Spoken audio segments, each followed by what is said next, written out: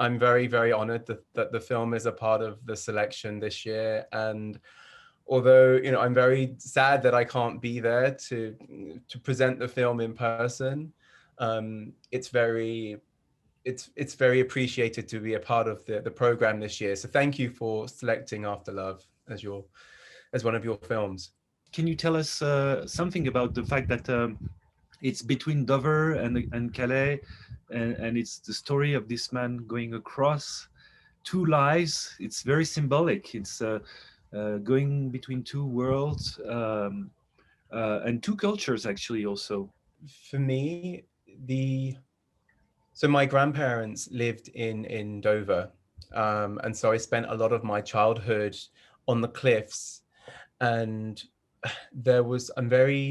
what I was very interested in is this idea that from the cliffs on Dover, you can see Calais. When it's a clear day, you can see this other life, this other country.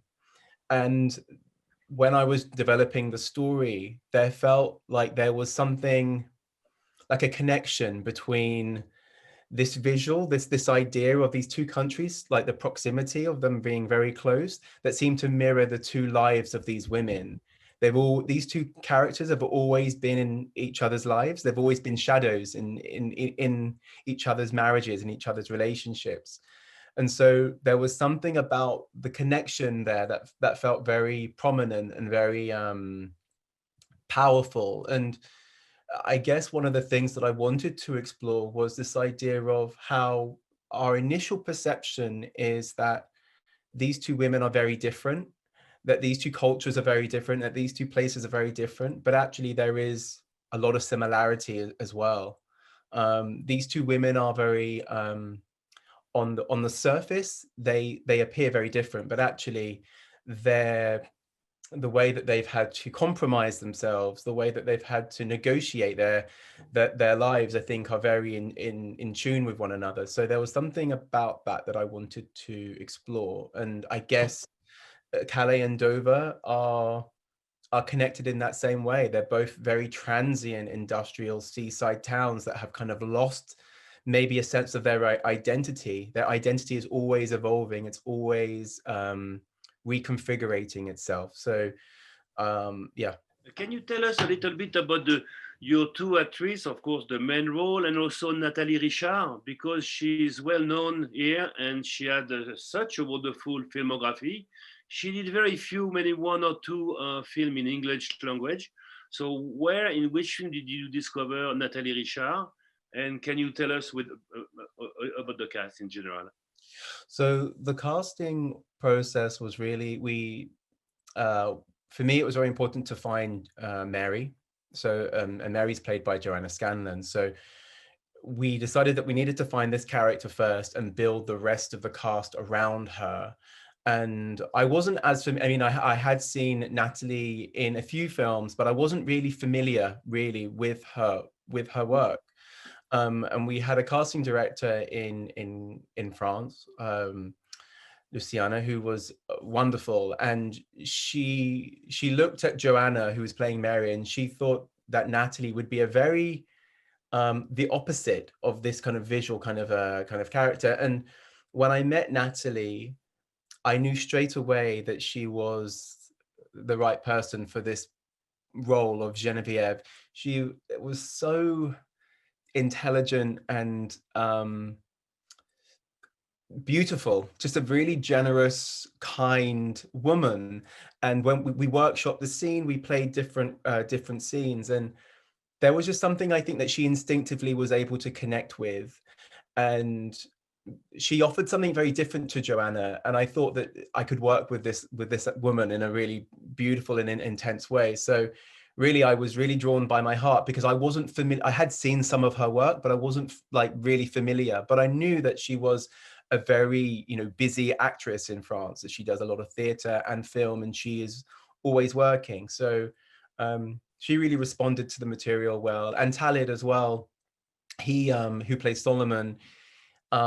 He's a young actor who has done a few films, but not that much. And there was something about him when I met him. He didn't learn the script, he didn't learn the lines, he just came and he improvised just on the spot. And I could see immediately that this young man we found him at just the right point, because he's 16 when we made the film, and he was naturally going through this transition between being a teenager to a man. And really, this is the journey of this character is really explored, you know, in the film. So I think there was something naturally happening in him that just seemed to work. But so I think the combination of all three characters together was really well cast and put together. I was very pleased with that. And I have a question regarding the fact that you introduced the religion in the film. Was this to give a moral layer, a moral aspect of in the story? No, it wasn't. It wasn't put in this way. That feels quite contrived. I mean, the character is inspired by my mother, and my mum is, you know, an English Muslim convert, and the story was really the idea for the whole film was really inspired by my mum, who had struggled with adapting, evolving into this character, into this person that she is today. And she married my dad when, you know, she was young, and she is a practicing Muslim, and I grew up in a Muslim family. And so and me being gay, growing up in a Muslim family, I always felt like I was an alien in my own culture, in my own family. And when I was a teenager, I remember there was a very specific moment when I was 19 years old. I was at university, and I was really trying to find my kind of place in the world. And my mum at that same time was also having a kind of a crisis about her identity. And so I wanted to make a film that explored this. You know, the film in many ways is a love letter to my mother. It's really looking at this this question of identity, and how we construct our identities, and also who we construct our identities for. I think this is the question, is like, you know, and what is left of us when the person that we build our life around, when that person is no longer there, what remains of us? You know, how do we reconfigure ourselves again? And so maybe my father is still alive, and I don't have siblings in Calais.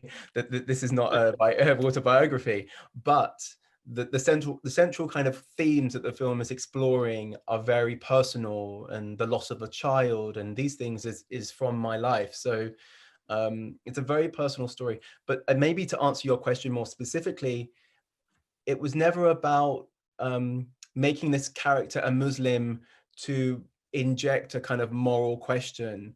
I don't approach it in this way. For me, because the character is my mum, it was just a very natural journey to explore. I didn't need to add this as a kind of artifice.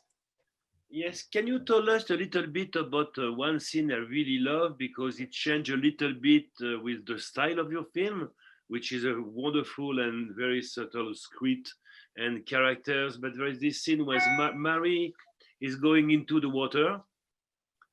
You know, there is this scene where she lie on the sand, on the water, which is really beautiful, and you take your time. Can you explain us a little bit about this? Why you choose to include this in the film? So it's interesting, because this scene was initially had a different purpose.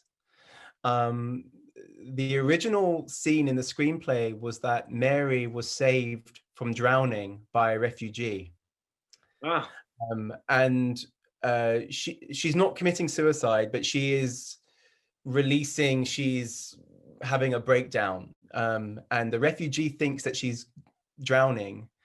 And in the end, the character who plays Ezekiel, the actor, was amazing actor, wonderful performance. But when we were in the edit, it just didn't feel correct to use this character in the film. And so, but what I loved about, so what we did was we had to reconfigure the scene and its purpose. And for me, the scene was always about Mary having a breakdown, Mary releasing, having the realization that her whole world has crashed, that her husband, that it's the moment, you know, she discovers Solomon, discovers this long relationship, she's lost her own child. And for her, it's like everything that her life was based on was a lie. And so it kind of makes her kind of fall apart. And she falls apart in the place where Genevieve would look to see Dover from Calais, like these two lighthouses connecting each other.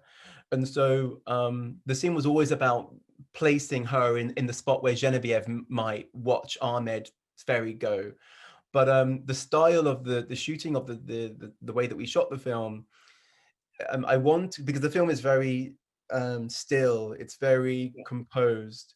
And for me, the sound, the light, the camera work, I always wanted every aspect of this film to reflect Mary's internal world and life. And this is a moment in the film when Mary is breaking down. And I wanted the camera to allow that expressiveness, allow the camera to move, but also the logistics of we're filming on a beach and the tide is moving. So of course, you just move with the way it's, you know, with the tide. Is this a film about love? Is this a film about betrayal? Or is this a film about love that goes beyond betrayal? It's hard because, so I guess the film is about all of those things that you just said. The film is about love. It is about betrayal. It is about acceptance. I don't think, for me, it's important to underline or clarify exactly, because I think that you can't do this with, you know, the idea of love is something that you can't actually explain. And for me, I'm more interested in the question that the audience asks themselves. I think for me to say it is this or this at the end, I think is not correct. But it is a film about love, of course. It's a film about love. And I think it's for the audience to decide what that is for themselves. It's because that's life, you know. I can't explain the whole world. Yeah, but it's also a film about how to keep a secret such a long time. And I think there is something, I would not say joyful, but it's really interesting because there is I would not say the question of identification, but the fact all the life was, and when she gonna clean the house, I think she's doing it as a game also. There's something like there's a part of gaming of what she's doing. And it's the reason why there is a question of empathy in the film. So do you agree with that? Well, it's interesting and it's good that you bring this question up, because for me, I did not want to judge any of the characters. I didn't, especially, you know, Ahmed, I didn't want to make this character a villain. I didn't want to vilify him, because I think that, as Genevieve says in the film, we all break the rules that we set for ourselves. All of the characters in this film, Mary included, are liars. They are all lying to themselves. They're all lying to everyone in their life. And I think this is one of the things that the film is really exploring, is this idea of how we keep secrets from the closest people to us. You know, we can live with strangers and we can spend our whole life with someone and know them so intricately. But the question is, can we ever fully know someone in every way? And I don't believe that we can, because I don't believe that we can either always, you know, fully understand ourselves. So, but there is this question of kind of morality, this kind of the red line, that I want the audience, when they're watching this film, to question themselves of where would their red line be? Because this character, Mary, she is a victim of a deceit, of course, but she becomes complicit in Ahmed's deceit. And she then continues this deceit in much a more severe way, because she is lying to these innocent victims, really. Genevieve and Solomon are innocent in some ways. There is a woman in their home who is pretending to be a cleaner and invading their lives. I mean, this is a real transgression. So for me, it's I was interested in showing how all of the characters are both victims but also aggressors at the same time. I wouldn't say that Mary is playing this as a game, because I think that makes it more sinister. For me, Mary is trying to understand the picture, and and that works in a way that we shot the film as well. This idea that we're very close to the cliff, we're very close in the detail, and then as the story continues, we allow the frame to widen, and it's really about showing how Mary's journey through this story is like she's unable to make sense. And then as she understands his family and understands the deceit, she understands her place within the story. And then all the characters are kind of and the other characters have the same journey in a different way. So I don't know if that answered your question, but yes, absolutely. Thank you very much. Thank you for the precision. Thanks very much, Aleem. It was very interesting to have this conversation with you, and for me it answered all my questions actually.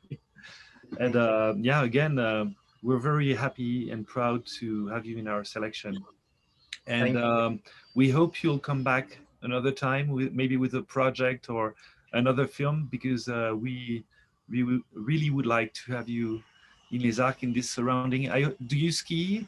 I do ski. So okay.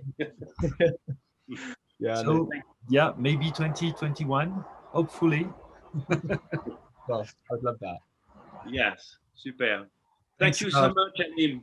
Good luck. Thank you so much. Thank you. Bye-bye. See you soon. Bye-bye. Bye-bye. Bye.